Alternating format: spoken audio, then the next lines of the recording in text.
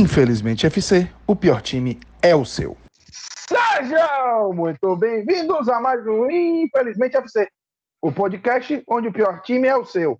E hoje, gravando numa terça-feira sofrida depois que meu time, que é uma merda, perdeu, nós vamos começar um monthly review.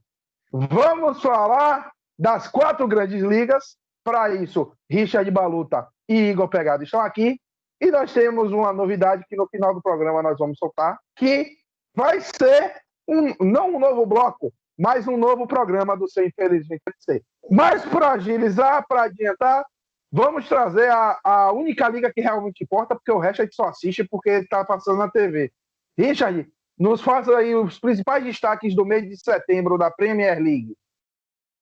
Primeiramente, boa noite. E eu discordo um pouco dessa tua afirmação, Thiagão. Eu acho que eu, particularmente, eu sou fã de futebol ruim, né? E eu gosto muito da Bundesliga. Temos nosso amigo que gosta muito de La Liga, e La Liga é uma liga muito interessante também. Fora, assim, o campeonato italiano ninguém liga mesmo. Então, isso realmente a gente é obrigado a falar aqui. Mas vamos lá. Aqui Ô, Richard, aqui no programa tem um fã do campeonato argentino, né? Então não dá pra dizer muita coisa. Pois é, né? E tem um fã aí do campeonato francês que não tá aqui com a gente hoje. Mas enfim, a gente é meio maluco mesmo. Vamos lá, vamos falar da Premier League. Premier League, que a gente tivemos algumas surpresas nesse fim de semana. Tivemos, primeiramente, esse resultado maravilhoso, fez Manchester United 1, Tottenham 6, que foi um vareio. Meu amigo, foi a pior atuação individual que eu vi de um zagueiro na minha vida. O tal do Maguire errou em tudo.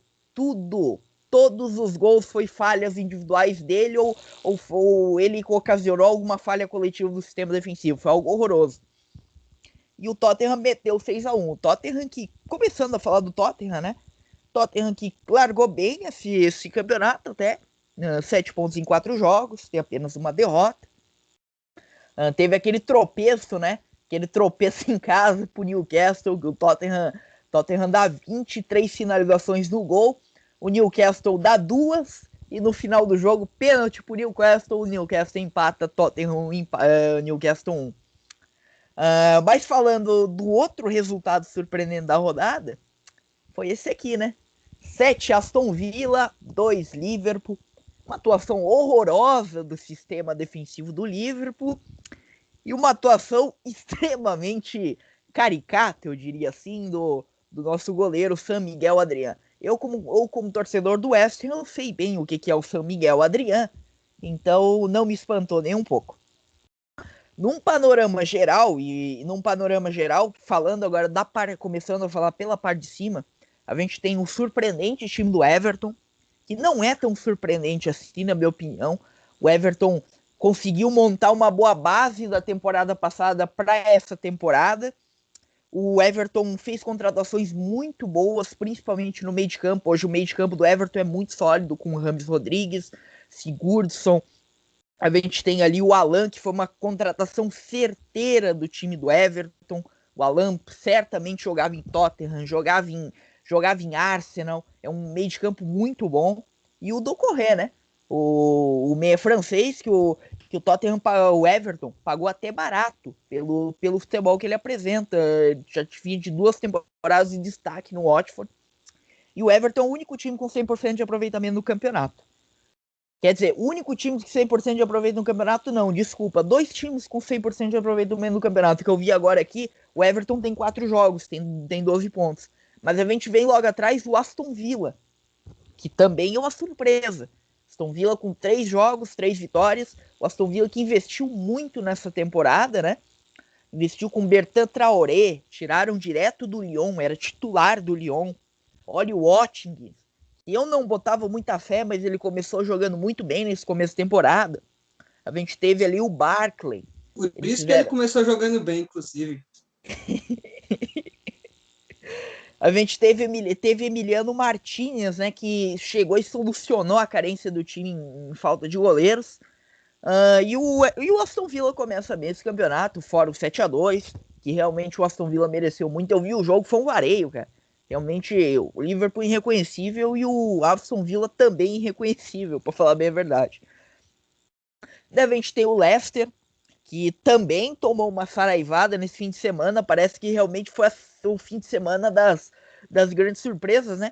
O West Ham foi lá. O Leicester foi lá e toma 3-0 no King Power Stadium, após fazer 5-2 no Manchester City, que no Etihad Stadium, num resultado bem surpreendente, que o Leicester utilizou de todas as falhas defensivas que o Manchester City proporcionou. O Leicester matou. Grande atuação do Vardy também. E o Leicester começa bem esse campeonato, 9 pontos em 4 jogos, 3 vitórias e 1 derrota. E a gente tem o Arsenal, que também é uma... Não diria uma surpresa, porque o Arsenal terminou a temporada bem. Também com 4 jogos, 3 vitórias, apenas 1 derrota. Esse time do Arsenal. A derrota, inclusive... Deixa eu até buscar aqui, eu nem lembro de quem que o Arsenal perdeu, velho. Liverpool 3-1 em Anfield de virada. Exatamente, Liverpool 3-1 em Anfield de virada. Obrigado, Thiagão. E daí logo em seguida a gente tem o próprio Liverpool, estava 100% de aproveitamento, a Tottenham mais 7-2 esse fim de semana. Vem Tottenham, Chelsea, que agora não engrenou, apesar do elenco estrelado, do grande investimento que o Chelsea fez. O Chelsea que foi o time na Europa que mais investiu. O Chelsea investiu muito dinheiro nesse time e até agora não tá dando muito resultado. Tem a mesma pontuação do Tottenham, por exemplo, com 7 pontos em 4 jogos. A gente tem o Leeds, surpreendente time do Leeds, time do Marcelo Bielsa, que é incrível, né? Não abdicou do seu estilo de jogo, o estilo de jogo praticado na Championship, o estilo de jogo Marcelo Bielsa mantém o estilo de jogo, contratou bastante também, trouxe o Rodrigo Moreno, contratou Rafinha hoje, que o Guilherme vai falar daqui a pouco. Outra surpresa, Newcastle, né? Newcastle aqui nesse bolo com 7 pontos. E o Newcastle que contratou bem também. Trouxe ali os destaques do Bournemouth que caiu. O Fraser e o Callum Wilson. Mas o técnico é que não ajuda, né? O Steven Bruce Se fosse fazer uma comparação, o Steven Bruce seria o Argel inglês, né? Devem ter o West Ham com 2 vitórias, Southampton com 2 vitórias, Crystal Palace e Wolverhampton também com 2 vitórias, 6 pontos. Manchester City com 4 pontos, mas tem com 4 pontos, mas tem um jogo a menos, tem exato 1 vitória, 1 empate e 1 derrota. E daí vamos pular aqui pro bonde de baixo, que tem tudo, sinceramente, para ser assim, não mudar muita coisa até o final do campeonato. A gente tem o Fulham com 0 pontos, 4 derrotas, 11 gols sofridos, 3 gols marcados. O campo é bem ruim nesse começo. E eu acho que não vai mudar muito. Esse time do Fulham não me passa nenhum gol de confiança. É um time que provavelmente vai fazer o bate-volta. É um time que vem sendo apático nos jogos. Na penúltima rodada, por exemplo, tomou 3-0 do próprio Aston Villa em casa. Esse fim de semana perder de 1-0 no Molineux pro Wolverhampton. Daí a gente tem aqui o Sheffield, que parece que a carruagem virou a abóbora, né? O Sheffield começa muito mal, não investiu muito para essa temporada, achou que mantendo a base conseguiria fazer um bom campeonato e até agora não engrenou. Burnley, o Burnley, cara, eu sou fã do Burnley. Eu vou falar bem a verdade, o Burnley é algo bonito de se ver porque é muito tosco, entendeu? O Burnley com seus jogadores de média de altura de 1,80, né? Aquele chutão pra frente, que é, perdão a expressão da palavra, dedo no cu e gritaria. Então é um time que eu acho que, apesar de estar aqui embaixo, eu acho que provavelmente vai acabar no meio de tabela. Mas o time que eu gostaria de ressaltar até para terminar aqui é o West Brom, que é um time muito ruim, é um time que não investiu, é um time que tem um treinador ruim, que é o Slaven Bilic, e é um time que provavelmente vai fazer o bate-volta. Então, para terminar, cara, fazendo assim um panorama, a gente tem pouca coisa, assim, a gente tem alguns dos favoritos não engrenou muito, não engrenaram até agora, por exemplo, Chelsea e Manchester City. A gente tem o Everton surpreendendo, e é interessante observar até onde vai essa campanha surpreendendo do Everton, lembrando que tem Merseyside Derby no próximo fim de semana. Então é isso, o panorama geral é esse. Hoje o G4, se terminasse o campeonato hoje, iriam para Champions League, Everton, Aston Villa, Leicester e Arsenal. Algo impensável no cenário da Premier League, né? Agora eu passo a bola pro meu amigo Igor para falar da La Liga, ou da Linda, como ele gosta de falar. Rapidinho, 2 detalhes. O Fulham tem 3 gols marcados, os 3 na mesma partida, aquela derrota de 4-3 contra o Leeds Exatamente. No estádio do Leeds. E o detalhe rápido da Championship, só para a gente ter uma noção dos times que caíram da Premier League temporada passada. O Bournemouth é terceiro, que é o que está em melhor posição. Cadê a classificação rapidinho? O Bournemouth é terceiro, tem 2 pontos a menos que Reading e Bristol, que estão de 100%. O Watford é sétimo com a mesma pontuação do sexto, mas com o pior saldo. E o Norwich, por enquanto, 17º colocado, somente 4 pontos. Então, se seguisse assim, só o Bournemouth teria a chance de subir. Mas, obviamente, Championship são 46 rodadas, tem muita coisa para vir por aí. Mas, como Richard se antecipou, vamos seguir. Igor, traz ela a Liga. Bom, um salve para todo mundo aí que vai estar assistindo o episódio, vai estar acompanhando, vai estar ouvindo, né? Dependendo da plataforma. A La Linda, né? Como os colegas já mencionaram, começa com uma temporada um tanto quanto diferente, né? Devido às circunstâncias do término do período que terminou, no caso, a temporada anterior, né? Com algumas partidas de alguns clubes, como Barcelona, Sevilha e outros, né? Terem sido adiados em função das datas, né? Do avanço nas competições europeias. E La Liga esse ano começa sob muita incerteza, principalmente do ponto de vista de um dos maiores, né? Dos 2 gigantes, né? Que é o Barcelona, devido a toda a crise da tentativa de saída do Messi, né? De alguns problemas internos que ainda respingam no time e que são, assim, apesar do Koeman ter sido contratado, ainda aparentemente são difíceis de sanar. E, inclusive, ele deu recentemente uma entrevista meio que queimando o Griezmann, né, na imprensa por ter perdido um gol. Isso...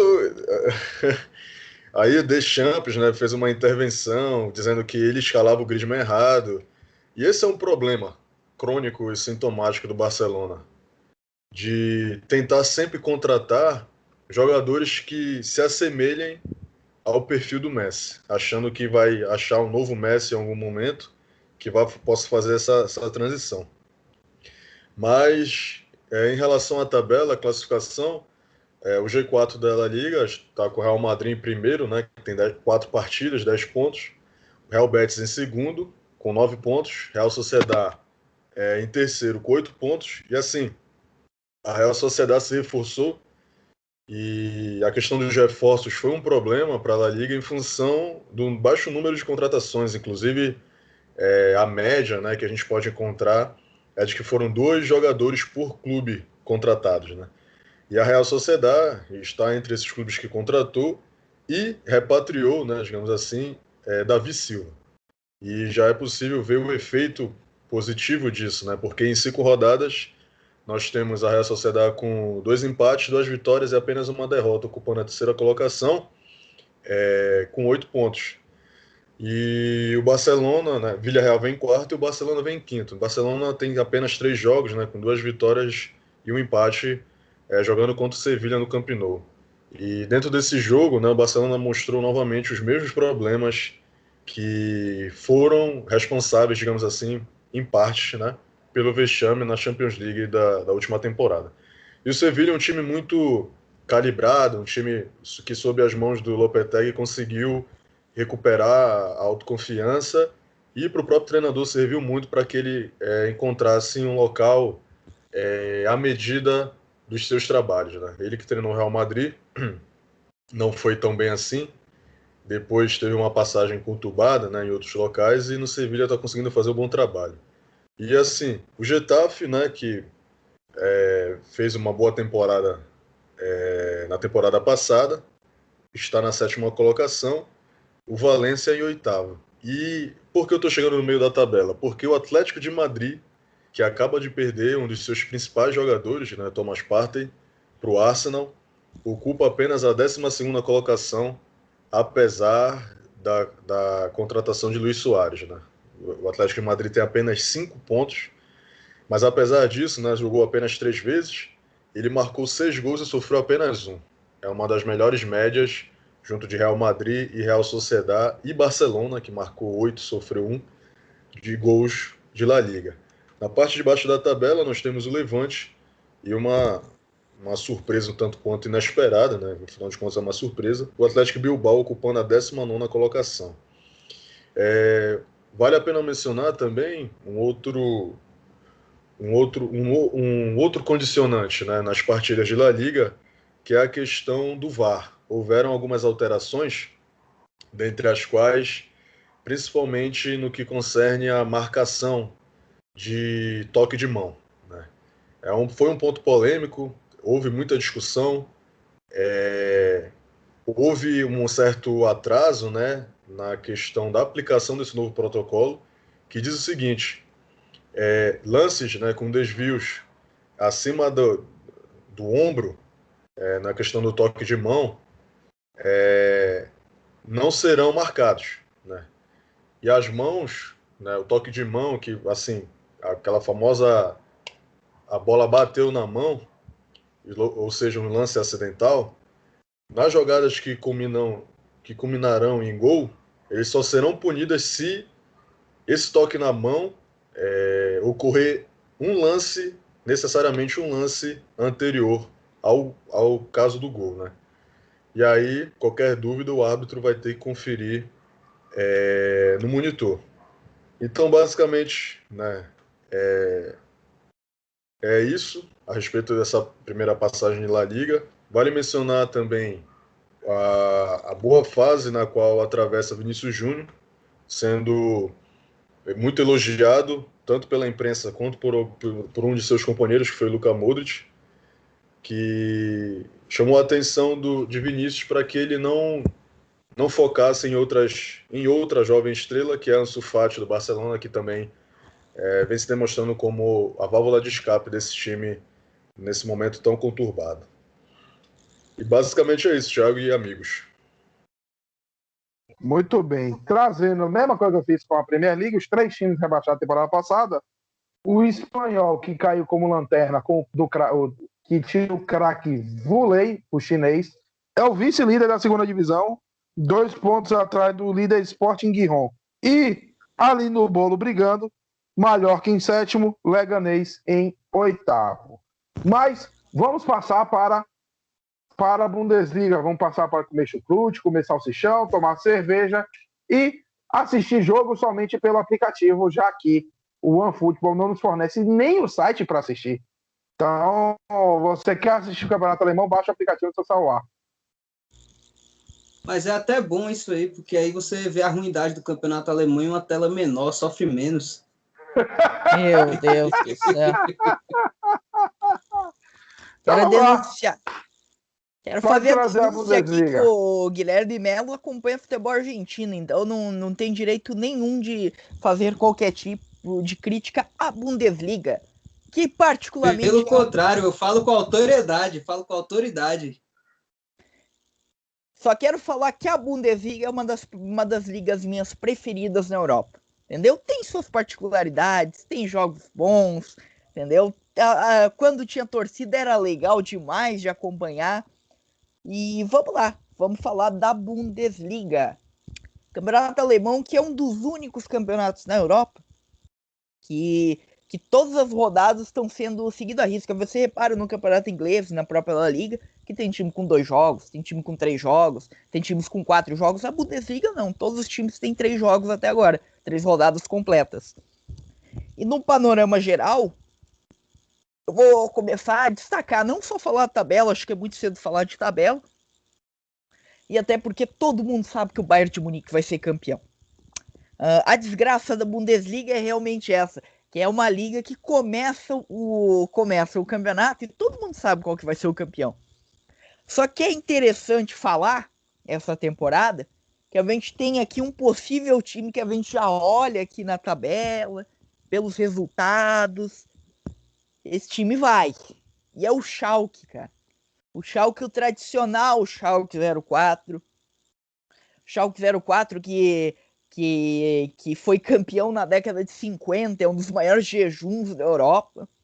Schalke 04 que tinha terminado a temporada ano passado muito mal nas mãos do David Wagner, que é aquele mesmo treinador que fez 17 pontos na Premier League com o Huddersfield. E o cara tinha perdido quase, só para ter uma ideia, ele perdeu quase o turno todo da Bundesliga ano passado. Acho que se eu não estou enganado, cara, eu vou mentir aqui, mas dos 17 jogos, acho que ele perdeu 14 ou 15, foi algo absurdo. Ele foi mantido do cara. Se eu não me engano, ele perdeu 15 jogos depois da retorno da pandemia. Isso sim, isso é certeza. E foram 15 partidas sem vitória, acho que foram as 12 derrotas para dessa. Eu posso dar uma olhada aqui por enquanto. Isso. E o Schalke mantém ele e começou tomando um vareio, né? Primeira rodada na Allianz Arena, 8 Bayern de Munique, 0 Schalke 04. Segunda rodada, o Schalke vai lá e toma 3 em casa do Werder Bremen, que quase caiu na temporada passada. E nessa última rodada, o Schalke 04 vai lá e toma 4 do Red Bull Leipzig na Red Bull Arena. O Schalke tem um incrível aproveitamento de 15 gols sofridos e 1 gol marcado. É muito ruim o resultado, olhando ainda mais pelo time do Schalke, que perdeu peças, não repôs. O Schalke perde, por exemplo, um dos titulares do seu meio de campo, que era o norte-americano. Ele perde o McKinney, ele não repôs o McKinney. E você olha para a escalação do Schalke, é algo absurdo. O ataque deles é Mark Uth e Gonçalo Paciência. Gonçalo Paciência, que era reserva no Eintracht Frankfurt e foi trazido pelo Schalke. E o Schalke realmente é um time muito fraco. É um time a se ficar de olho porque vai sofrer. E é um dos fortíssimos candidatos ao rebaixamento. Eles contrataram agora o Marco Baum, né? Para ver se ele dá jeito. Manuel Baum, desculpa. Ver se ele dá jeito nesse time. O cara era treinador da seleção sub-19 da Alemanha. E eu confesso que eu fui pesquisar os resultados desse cara em clubes profissionais. E os resultados não são muito bons, gente. Entendeu? Ele teve uma passagem pelo Mainz, que ele teve uma passagem de 38% de aproveitamento no Mainz. Então, se for depender de histórico, o Schalke talvez não tenha feito uma grande contratação. Mas falando um panorama geral do campeonato, a gente tem ali na parte de cima o Red Bull Leipzig, lá em cima, com 7 pontos. O Bayern de Munique, que tomou um resultado muito surpreendente nesse fim de semana, tomou 4-1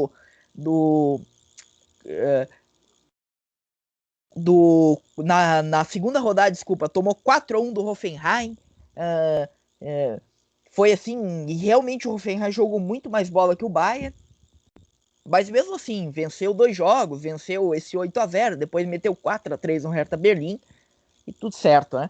Daí a gente tem o surpreendente Augsburg, que começa a temporada bem. A gente tem o Frankfurt, que também começa a temporada bem. O Frankfurt do ataque, Bas Dost e André Silva, né? A gente tem aqui o Borussia Dortmund, que é uma depressão, esse Borussia Dortmund, né? Mal treinado.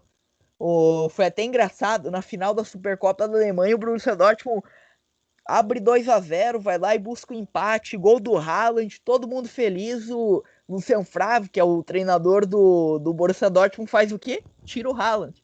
E daí o Borussia Dortmund toma o 3-2. É algo impressionante esse time. Deve ter o próprio Hoffenheim, que começou bem o campeonato. Um time que eu quero destacar, não pelos resultados, mas sim pelo resultado da última rodada, que foi o Union Berlin, né? Que certamente é um dos times de menos investimento da Bundesliga nesse fim de semana, foi lá e meteu um sacode no Mainz, no seu estádio. Estádio, inclusive, que é interessante você dar um Google, que é muito legal, cara. O estádio fica no meio da Floresta Negra, é maravilhoso esse estádio aí. A gente tem o Borussia Mönchengladbach, que começou mal o campeonato, ali no meio de tabela com 4 pontos em 3 jogos. Bayer Leverkusen. O Bayer Leverkusen, que perde 2 das principais peças, que é o Kevin Volland e o Havertz, né? E não repôs. O Bayer Leverkusen não repôs essas peças.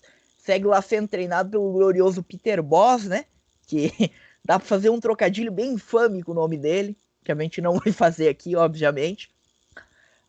Contrato que contrata ali não empolga. Por exemplo, repôs o Volland com pro Patrick Schick, que, sinceramente, tecnicamente, não é um grande jogador. E é isso, assim, falando da parte geral, assim, ainda é muito cedo para opinar. Só 3 rodadas de campeonato, mas a gente já tem mais ou menos um desenho. Provavelmente Red Bull Leipzig e Bayern de Munique vão brigar pelo título.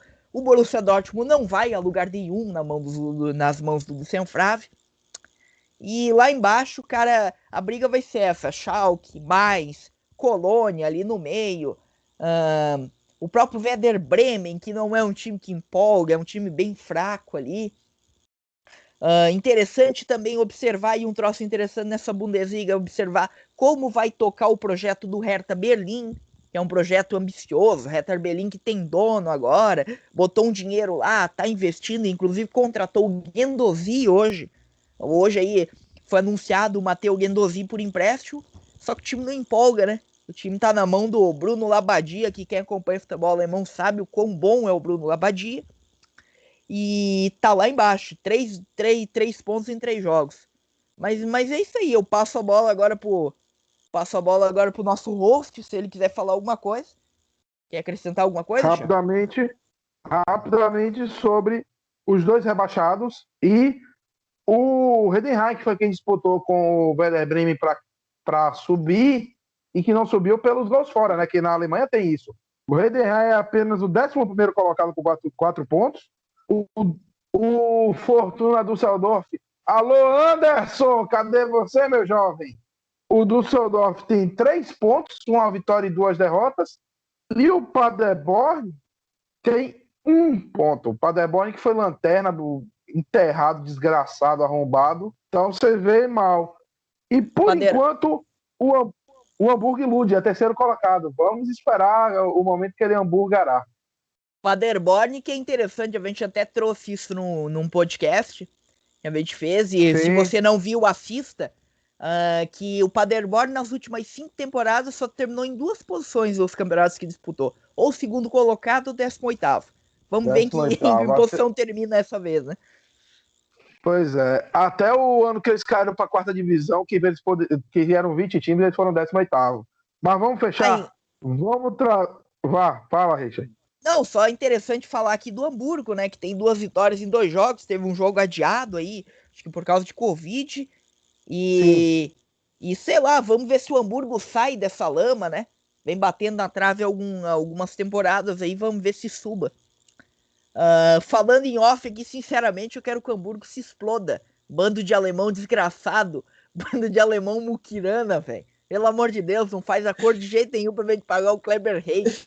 Uma merda. Aproveitando aí a mensagem de Richard, para mandar um abraço para os amigos do Hamburgo Brasil que escutam a gente, né?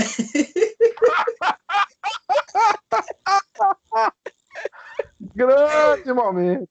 Mas vamos fechar, vamos trazer o Cadete 2020-21, vamos trazer o nosso grande campeonato italiano. Então, Igor, só para a gente fechar rapidinho o campeonato italiano, eu vou trazer os 3 rebaixados depois e a gente passa para o novo quadro do Infelizmente FC. Não, deixa eu, antes de eu falar com o Igor aqui, eu quero só falar um negócio pro Igor. Boa sorte, meu amigo, você vai precisar, porque falar de campeonato italiano... Para quem já foi realeza, né, hoje em dia está ocupando um lugar bem complicado na hierarquia, mas tradição é tradição, né? Então a gente tem que tocar, tem que falar, tem que analisar, né? Porque recentemente teve uma grande polêmica, né, em torno do campeonato italiano, que foi a partida adiada da Juventus com o Napoli, né? Mas a gente vai entrar nesse assunto daqui a um instantinho. Para falar de campeonato italiano, a gente está falando de Atalanta, né? A grande sensação do momento, desde a última temporada. É a equipe que lidera o campeonato ao lado do Milan, né? Que sob o comando do Stefano Pioli vem fazendo um bom trabalho, colocando o time nos trilhos, né? E tentando alcançar, ou pelo menos não se distanciar tanto da sua rival Inter de Milão, né? Que conseguiu na última temporada estar na final da Liga Europa, né? Contra o Sevilha, acabou sendo vice-campeã, mas há muito tempo a gente não via a dupla de Milão, ou pelo menos um dos times de lá, disputando algum título a nível continental, né? E assim, eu te confesso que eu não tenho nenhuma simpatia pela Inter, mas foi muito legal ver o sorteio da Champions e ver a Inter novamente entre os times ali a serem organizados nos grupos, né?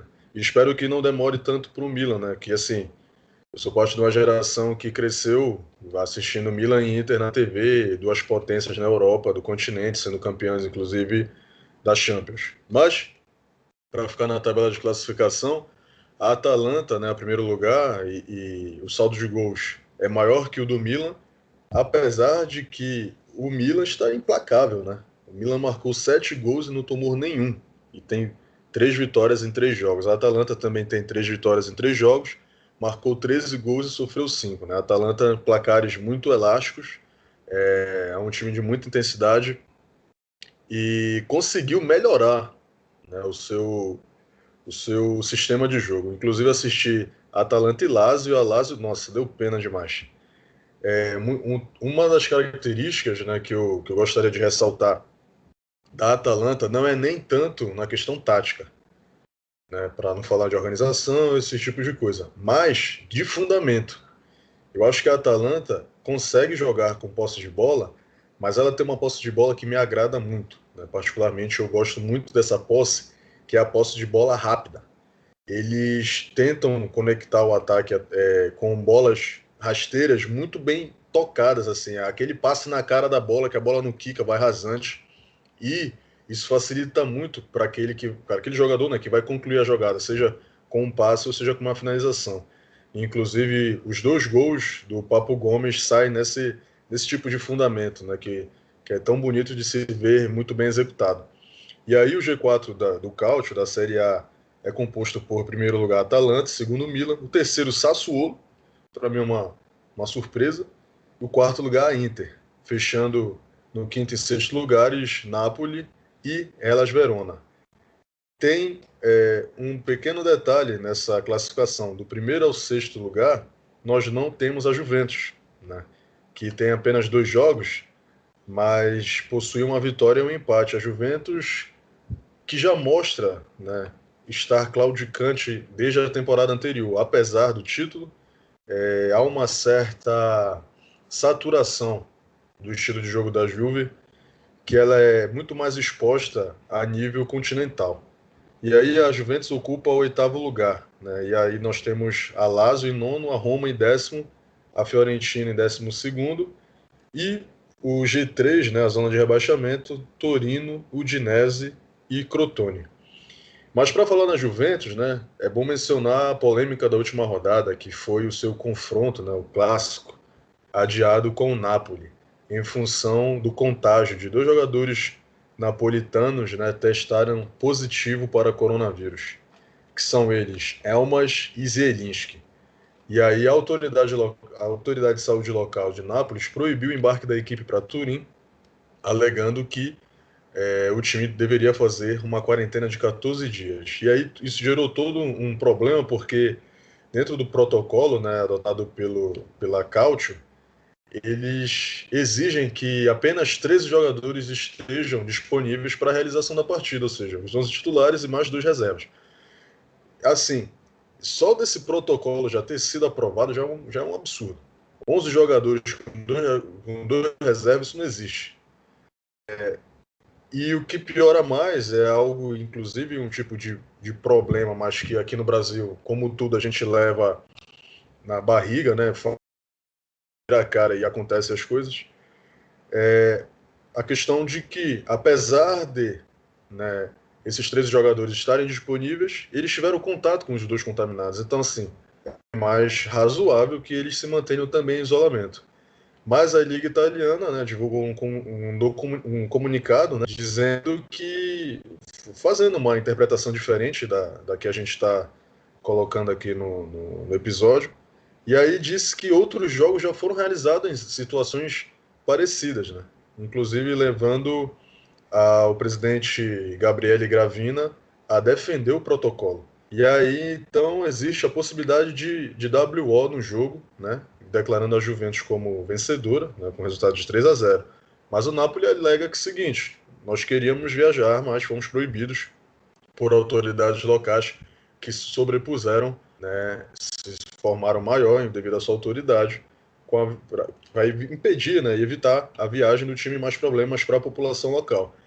Só que, ao mesmo tempo em que a Liga Italiana, na pessoa do seu presidente, e a própria Juve, ela critica ou questiona, né, o não comparecimento, a não realização da partida, as autoridades de saúde locais, né, o Departamento de Prevenção, na pessoa do diretor Roberto Teste, disse que notificará o Ministério Público, ou seja, notificará a infração, né, ocorrida dentro do elenco da Juventus após 2 funcionários da Juve testarem positivo para o coronavírus. Porque a medida que a Juventus adotaria seria de que a manutenção de treinos e jogos, mas impediria o contato com o mundo externo. Mas, para os desavisados, né, ou para quem não fez um paralelo, haverão eliminatórias, mas também compromissos, né, de seleções. E Cristiano Ronaldo e Paulo Dybala viajaram, ou seja, saíram da quarentena em Turim para representar os seus países. E aí, devido a isso, o Departamento, né, de Prevenção das Autoridades de Saúde Locais de Turim vai notificar o Ministério Público, ou seja, foi um jogo que transcendeu as 4 linhas. Já é um jogo que normalmente transcende as 4 linhas. No entanto, os motivos não são da esfera esportiva, e sim de questões de saúde pública. Bom, gente, esse é o apanhado do Cáutio, né? Esse é o apanhado de La Liga, e basicamente vamos aguardar as cenas dos próximos episódios em relação a Juventus e Turim, que ganhou agora, mais do que nunca, um ingrediente especial para um jogo que já costuma apimentado. Muito bem. Rapidamente, os 3 rebaixados, Lecce, Spal e Brescia. O Lecce é 5º colocado da 2ª divisão, com 4 pontos em 2 jogos. O único time 100% é o Cittadella. O Spal é o 12º colocado, 2 empates em 2 jogos. E o Brescia é o lanterna com apenas 1 ponto. Então você vê que o Brescia o Brescia e o Spal já não começam tão bem a tentativa de voltar ao cadetão. Mas agora nós temos novidade. E qual é essa novidade? O nosso amigo doutor vai ter um programa só dele. Nós temos agora o GM Talk Show. Então, editor, traz a vinheta, editor! GM Talk Show.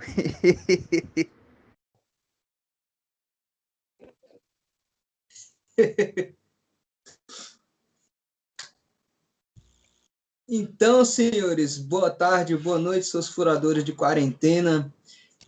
Vamos começar em breve, nós vamos dar aqui só um preview rápido aqui do que vai ser esse novo programa, onde nós vamos mostrar uma série de notícias com toda aquela seriedade e frieza pela qual eu sou mundialmente conhecido, né? Além de falar sobre transferências, sobre vários outros assuntos que nós vamos discutir aí ao longo dessas próximas semanas. O programa vai sair na frequência que vai ser conhecida como no dia que eu quiser gravar, então aguardem aí, pode sair ou não, em breve. E só para já começar aqui essa sequência do programa, até relacionado com os temas que a gente falou, vou falar hoje sobre o Deadline Day, né? O último dia da janela de transferências, o dia que o filho chora e a mãe não vê. A gente sempre sabe que os dirigentes de clubes de futebol são mais ou menos como o bom estudante brasileiro, né? Deixa tudo para a última hora, teve 6 meses para fazer negociações, assinar contratos e tudo, e deixou tudo para o último dia da janela, em cima da hora, em alguns casos literalmente em cima da hora, né?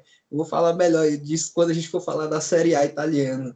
Mas para começar, né, como o Richard falou, a única liga que importa, a Premier League, a gente teve como grande destaque aí nesse último dia da janela o Manchester United. O United que, como o Richard falou, sofreu várias goleadas, passou vexame atrás de vexame, e que vem precisando de um zagueiro desde que o Vidic e o Ferdinand saíram lá pela época do FIFA 14, decidiu que o melhor curso de ação para esse último dia da janela de transferências ia ser isso mesmo, contratar 3 atacantes. Não que as contratações tenham sido ruins, muito pelo contrário, trouxe o Cavani de graça, um jogador que não precisa nem falar sobre a qualidade dele, entregou gols por onde jogou. Só quero abrir um parênteses, Guilherme, desculpa. Uh, Tu tem que ressaltar também essa frustrante passagem do Cavani pelo Grêmio, né? É isso que eu ia falar. O Cavani... muito, muito frustrante, né? O Cavani entregou gols por onde passou, exceto pelo Grêmio, né? No Tricolor não conseguiu vencer a concorrência aí de jogadores como o André Balada. Mas ainda assim, traz o Cavani de graça, apesar do salário que com certeza não deve ser baixo, ele vai conseguir entregar alguma coisa, vai no mínimo a liderança que falta no ataque do United.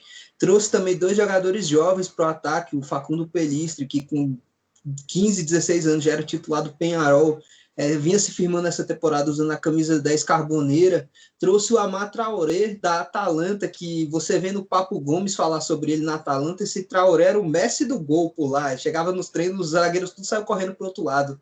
Parece que é um jogador muito habilidoso, 27 milhões de libras é uma aposta até alta para um jogador, mas assim, mesmo com todos esses atacantes, não trouxe o que eles precisavam, né? O United passou a janela inteira atrás de um ponta para chegar e ser titular, tentou o Sancho, tentou o Dembélé no último dia de janelas, o Barcelona contava com essa venda do Dembélé, eu vou falar mais sobre isso, o United só queria por empréstimo, nada feito, e ainda trouxeram o Alex Telles, né, o lateral do Porto também, que teve uma grande passagem pelo Porto, gols, assistências, era capitão do clube, agora resta ver se o Alex Telles no United vai ser o novo Alexandro ou o novo Danilo, né? Tem essa possibilidade. Agora, zagueiro que é bom, né, seu United? Deus que me livre, nada feito. Em compensação, quem trouxe o zagueiro foi o Everton. O Everton, que já é o líder da Premier League, trouxe o Godfrey, zagueiro do Norwich, que chegou a ser convocado pela seleção por 30 milhões de libras, uma aposta alta também, mas um bom zagueiro. O Everton, que também sabe que não pode confiar só em defensor inglês, e trouxe o goleiro o Robin Olsen, da seleção da Suécia. Teve uma passagem ruim pela Roma, mas pode se reerguer ainda. Teve outras contratações interessantes. A gente já falou muito da questão do Partey pelo Arsenal, né? O Arsenal também buscava um volante desde que o Alex Song saiu, e ao invés disso só trouxeram o Xhaka. Agora sim pode dizer que tem um jogador de meio campo para tomar conta da posição, a não ser que o espírito de mal-estar do Arsenal se chegue sobre ele, porque não é possível, o cara veste a camisa do Arsenal e vira tirice inacreditável. Vamos torcer para não acontecer isso com ele.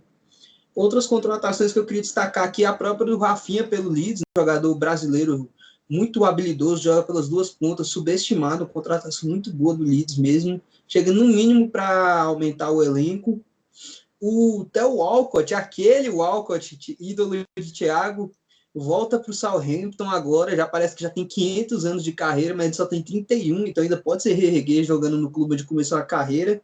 E o Newcastle, que chegou e conseguiu trazer um jogador peruano, o Rodrigo Vilca, jogador do Deportivo Municipal, que, além disso, não é nem o primeiro peruano a chegar na Premier League essa janela. O Alianza Lima conseguiu vender o lateral Kluivert Aguilar para o Manchester City. E, para terminar a Premier League, teve o Fulham, né, que igual o United só passou vergonha nas primeiras rodadas, mas diferentemente do United, foi lá e trouxe 2 zagueiros no finalzinho da janela. Trouxe o Joaquim Anderson do Lyon e o Adarabioyo.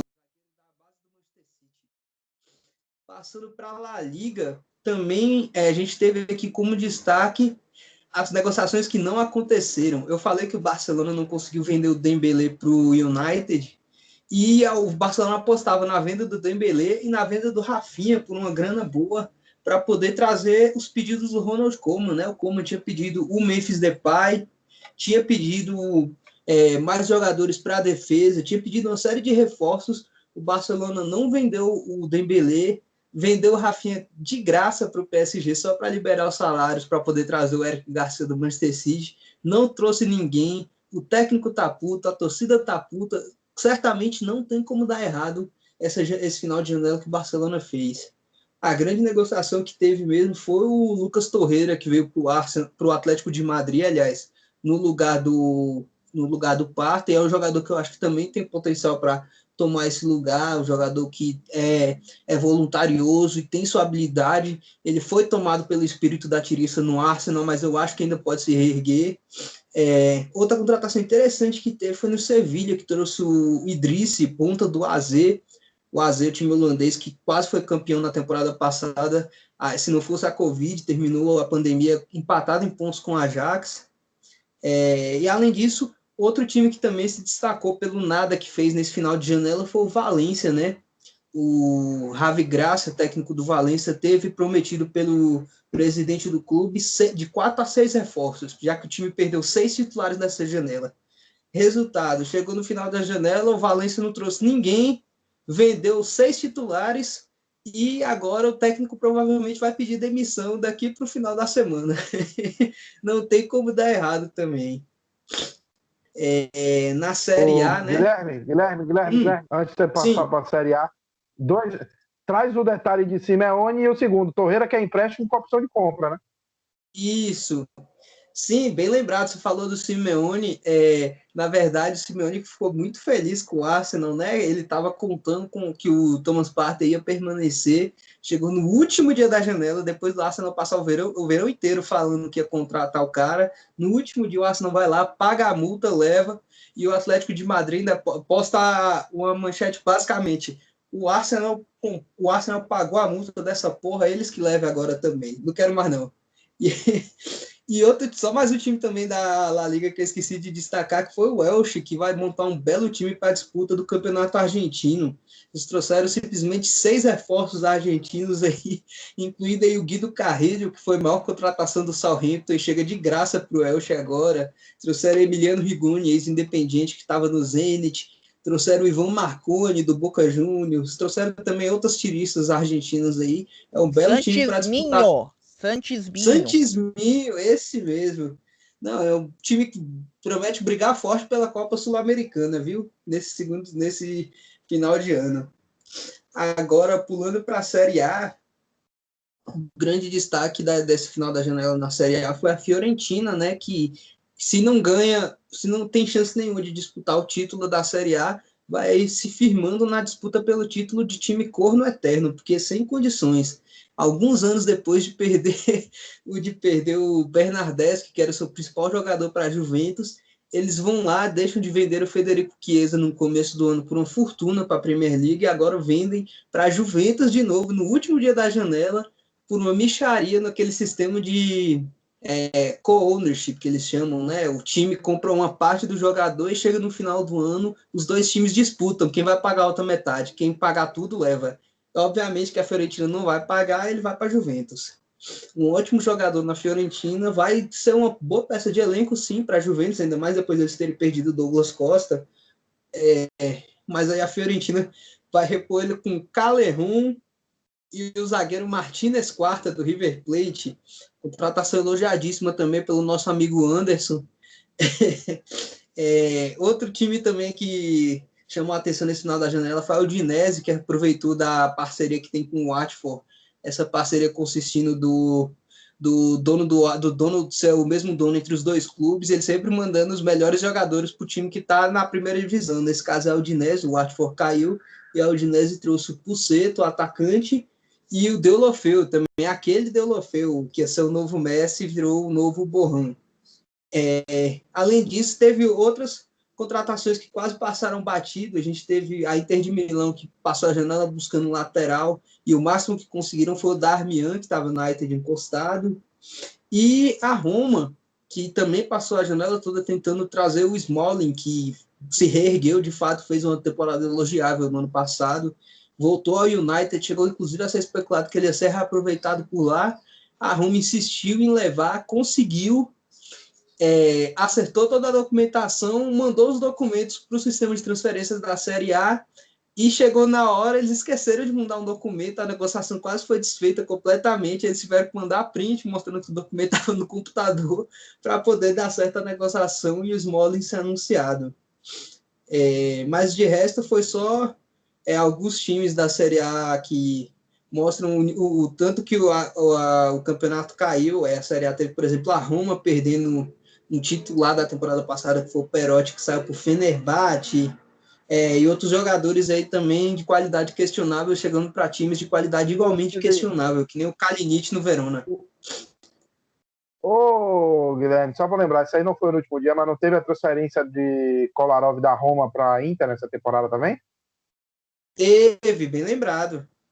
Bem Não foi lembrado. no último Mas dia de ele, janela, mas já é mais uma perda de titular aí, né? exatamente. Agora, pulando para a Bundesliga, né, a famosa Bayern Liga, a gente teve aqui, para variar, o Bayern sendo protagonista nesse final, repatriando um atacante que teve muito destaque aí nessa última década no campeonato alemão, teve uma passagem no exterior, um jogador até bem conhecido aqui pela gente, público brasileiro, né? Ele mesmo, o atacante Choupo-Moting, que trocou o PSG pelo Bayern na final da janela de forma absolutamente inesperada. O empresário dele, forte candidato aí a assumir o departamento econômico da ONU, porque não tem condições. O cara conseguiu levar o Choupo-Moting para o PSG e para o Bayern em sequência. O Bayern também trouxe, obviamente, piadas à parte, o Bayern também trouxe o Douglas Costa, que eu achei um ótimo negócio, por mais que tenha bons pontos já por lá em Munique, o Douglas Costa é uma ótima opção no mínimo. Teve outras negociações também, o Hoffenheim, que trouxe o Ryan Sessegnon, aquele inglês que surgiu no Fulham muito bem, foi jogar no Tottenham e agora vai aparecer no Hoffenheim para, quem sabe, tentar reerguer a carreira. E outra contratação também que ia passando por baixo aí dos panos, que é o Justin Kluivert no Red Bull Leipzig. Ele que, a gente agora está vendo o sucesso de Frenkie de Jong no Barcelona, De Ligt na Juventus, o próprio Van de Beek, que foi para o Manchester United, mas esquece que o grande nome daquela geração no Ajax era o Kluivert, foi o primeiro a sair também, e não só ele saiu muito cedo, como saiu muito cedo para Roma, 2 decisões erradíssimas que ele tomou na carreira, tenta se reerguer agora, ainda muito novo, né? Só quero fazer um acrescento que não sei se todo mundo lembra. Na época que o Justin Kluivert, ele sai uma janela antes e ele pediu transferência do Ajax porque ele queria ir para um time mais competitivo, que ele pudesse ganhar títulos. Daí ele vai para Roma. E na temporada seguinte o Ajax chega na final da Champions League, chega na semifinal da Champions League, mas né, cada um fez a fama dentro da cama. E o outro campeonato que a gente não mencionou aqui, mas vale a pena falar, é a Ligue 1, né? O PSG fez um último dia de janela também surpreendente, trouxe. A gente sempre fala que o PSG contrata muito atacante e a defesa é uma tristeza. Eles investiram no Danilo Pereira, o volante do Porto, que foi o destaque do Porto, campeão português. Para mim, uma contratação muito mais do que certeira para o time do Porto. Serviria muito bem para, por exemplo, o Manchester United, né, seu United? Tá de parabéns, deixou o Danilo Pereira por empréstimo para o PSG. O PSG também trouxe o Rafinha também por valor de 0 agora e 3 milhões e meio se ganhar alguns títulos. Então, ótima janela do PSG que trouxe 2 peças importantes para o elenco nesse final. E outra negociação também interessante foi o Rennes, que vendeu o Rafinha, que era o titular do ataque, para o Leeds United, mas conseguiu repor com Jeremy Doku, o atacante do Anderlecht, de 18 anos, já é titular da seleção belga, foi a maior contratação da história do clube, 27 milhões, e tem com certeza todo o potencial para ser a próxima venda histórica do time, depois de Dembélé para o Borussia Dortmund, o Ismail Assar, que foi para o Watford, agora o Rafinha para o Leeds. Esse Doku tem potencial para não só para ser uma grande venda, como para fazer passar muito nervoso nos narradores brasileiros, né? Quero até ver como é que eles vão chamar o cara, mas é isso. A janela que ainda não acabou em algumas ligas, o Campeonato Português ainda não acabou, o Porto hoje anunciou o Felipe Anderson e o Malang Sarr, não anunciou o Lucas Veríssimo aí, de tanto Richard comemorar a venda dele, deu tudo errado. Tem o campeonato holandês que ainda está com a janela aberta, o PSV anunciou ninguém menos que Mário Götze hoje. O campeonato russo também está com a janela, o Windel foi anunciado pelo Zenit, obviamente já recebeu ofensas racistas e o Zenit, em resposta, vai contratar mais jogadores negros para passar mais raiva na torcida, que é o certo. Ainda tem algumas janelas que estão abertas, o campeonato português vai ficar até outubro, se eu não me engano, e por aí vai. Mas eu acho que do final da janela, acho que foi isso. Mais notícias no próximo quadro aí, aguardem. Daqui a 200 anos de gravação, lembrando também que tem janelas internas abertas, né? A Inglaterra mesmo está aberta. Tem um dos times da Championship tentando empréstimo de Saliba, por exemplo. Já não baixou o Arsenal deixar um ano no Saint-Étienne, querem que o cara vá jogar a segunda divisão. Uma beleza. Mas é isso. Nós tivemos novidade, nós tivemos nosso primeiro monthly review. Nós agora vamos ter esse quadro. Pode falar, Richard. Não, só quero acrescentar, se falou de janelas internas, o Brasil também está aberto internamente, né? Mas não me interessa, porque meu time não pode contratar porque deve o Hamburgo ou o Clever Reis. Então... Pois é, né? Enquanto seu time não pode contratar por dever, o meu não contrata porque o presidente disse que não tem dinheiro, depois chega um jogador de 35 anos e ele não troca a peça principal. O estagiário... Não que meu time tenha dinheiro para contratar, né? Inclusive, acabou de sair uma notícia antecipando agora. O Santos teve uma dívida de 85 bilhões de euros relacionado ao atleta Leandro Damião e a Doyen Sports penhorada. Grande momento. Então, é isso, né? Com as janelas internas ainda abertas, a gente vai ter mais GM Talk Show e ainda por cima nós teremos continuação do nosso programa, que semana passada não teve por motivos externos, mas com essa novidade aí. Então, Richard, Guilherme e Igor, muito obrigado pela ajuda. Todo mês a gente vai ter esse review mensal das 4 grandes ligas. E, infelizmente, FC, o pior time é o seu. Fala, galera! Passando só para lembrar você seguir a gente no Instagram, no @infelizmentefc. Segue a gente no Twitter também, no @FCInfelizmente. Segue a gente na sua plataforma de streaming favorita, Spotify, Anchor, Google Podcasts, qualquer uma delas, a gente está em basicamente todas. Também para se inscrever no canal do Twitter, ativar o sininho, lembrando que todo domingo sai entrevista no canal e toda quarta-feira sai um episódio novo, além das lives esporádicas e alguns programas especiais. Então lembre-se sempre, infelizmente FC, o pior time é o seu.